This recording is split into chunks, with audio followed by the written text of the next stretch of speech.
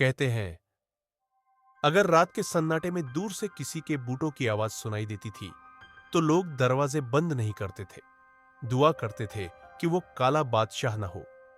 आज हम खोलने जा रहे हैं उस दरिंदगी की फाइल जो सरकारों को हिला देती थी और अंडरवर्ल्ड को अपना सर झुकाने पर मजबूर कर देती थी। यह है अजहर काला बादशाह खान की कहानी। आदमी नहीं, एक तूफान। गरीब बच्चा, गुस्से का ज्वालामुखी अजहर का जन्म एक छोटे से कस्बे की तंग गलियों में हुआ। घर मिट्टी का, रोजी आदि और सपने उससे भी छोटे। पिता रिक्शा चलाते थे, मां दूसरों के घर बर्तन।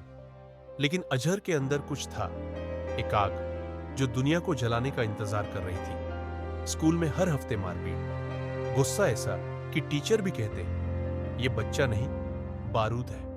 और एक दिन वो बारूद सचमुच फट गया। पहला अपराध, पहला खून, उम्र सिर्फ 15 साल।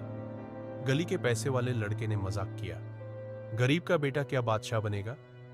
अजहर ने उसी शाम उस लड़के को सबक सिखाया और कस्बे में पहली बार उसके हाथ खून से लाल हुए।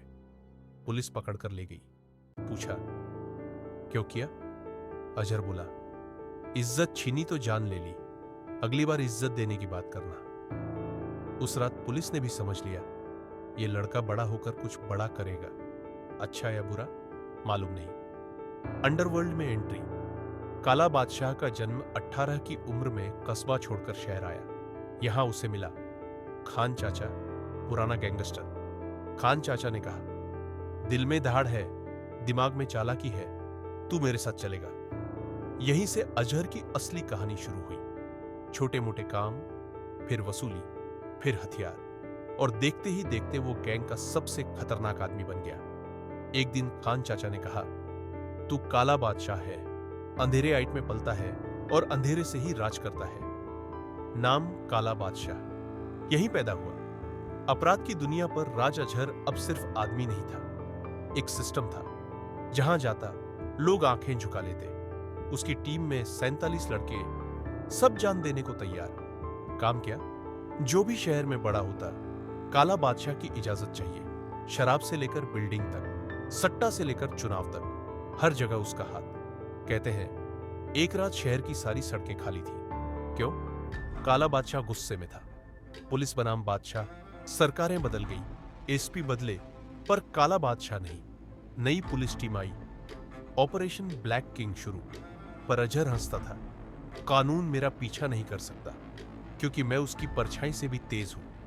3 बार रेड हुई, 3 बार वो गायब, मानो हवा में उड़ गया हो। शहर के नेताओं के फोन आते, साहब ध्यान से, वो आदमी है, मौत नहीं, प्यार, धोखा, नरक का दरवाजा।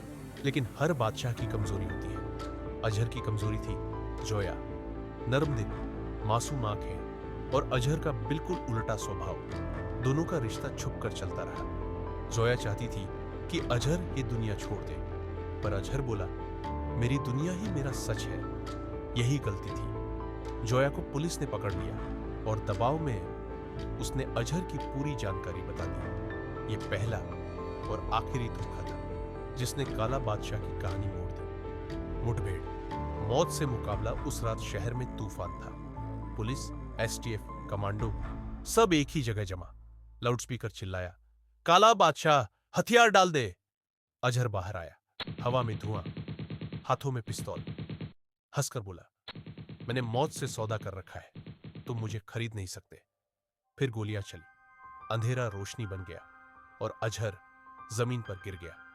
अंत, एक काला सच अखबार की हेडलाइन, ब्लैक किंग ढेर। शहर ने चैन की सांस ली। लेकिन लोग अब भी कहते हैं, डर खत्म नहीं हुआ, बस एक नाम बदल गया।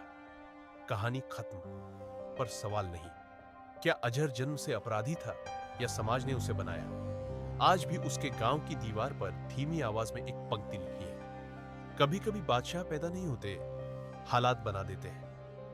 ये थी अजहर काला बादशाह खान की खौफनाक दास्तान। एक ऐसा इंसान जिसने डर को हथियार बनाया और अंधेरे में अपना साम्राज्य खड़ा किया।